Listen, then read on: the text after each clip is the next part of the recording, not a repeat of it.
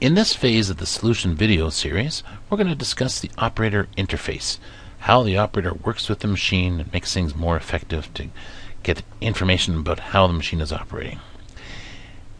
Clearly we do shop floor to top floor, and then we have a board connected to our particular machine, and there's an operator interface. You can see here with the HMI, human machine interface, operator side there.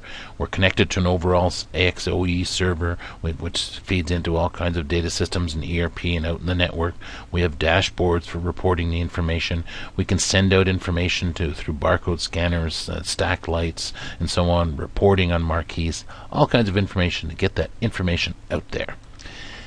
However, when we look at the operator panel in itself, now we've got much more information. You can see a very highly visible keyboard here, lots of graphics that's built in.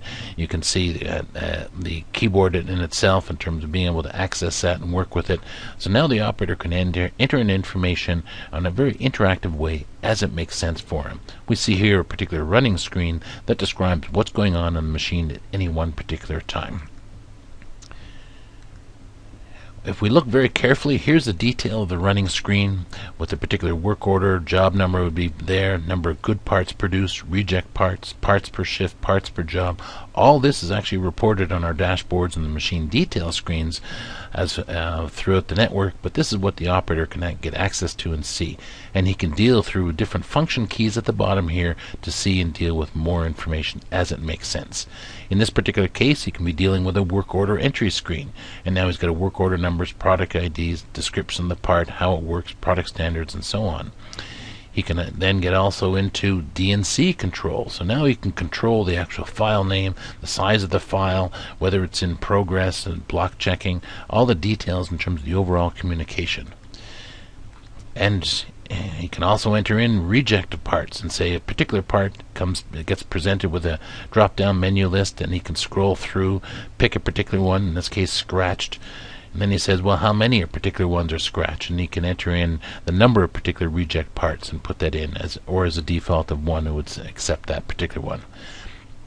And as he moves further, he can get into downtime reason codes. And here's a drop-down list of downtime reason codes that are presented to him, so he can know at any particular time, and the machine automatically senses the machine is down, presents the operator with the downtime reason codes. Operator must select that particular downtime reason. Then the operator can also trigger and send off emails. He's got an email button here, and here's a list of particular emails, buttons that he could send for quality, engineering, automation, supervisor, scheduling, tooling, setup, maintenance help, whatever it may be. A particular second list here, maintenance and electrical, hydraulic, so lots of things can be required to engage the team to help the operator to make that machine more efficient and keep that runtime, uptime as top of the level as we can. In detail to all that, we've seen, of course, the operator interface here. We can also have panel PC screens and operator interfaces, so tracking much more information from a larger screen. Clearly much more expensive, certainly when scaling up with lots of thousands of machines, it becomes an issue in terms of how the operator communicates. However, you've got that accessibility. This is all network connected. We do have barcode scanning capabilities put together, so clearly we can scan work order numbers, reject numbers, downtime reason code numbers, put all that together, and it can be scanned in directly. As well, we can operate with RFID.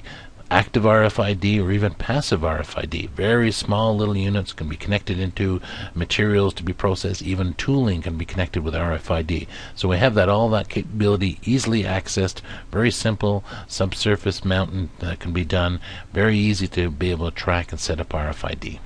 And that gives us an immense amount of power in terms of overall communication. So now we're dealing with RFID, barcode scanning, and direct operator interfaces to be able to communicate directly to the machine.